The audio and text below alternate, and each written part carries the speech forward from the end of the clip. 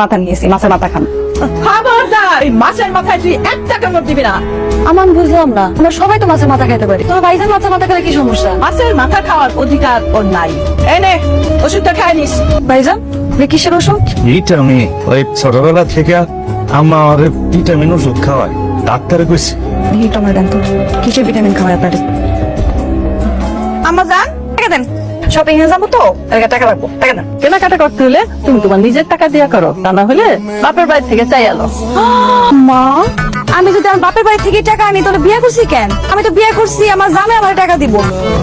মা, হ্যাঁ, আমি আসলে একটু কেনাকাটা করতে চাইতাম তো, আমার কিছু জিনিসপত্র লাগতো। আপনার কাছে তো আসলে বলা যায় না সব কথা, মেয়েগো জিনিস।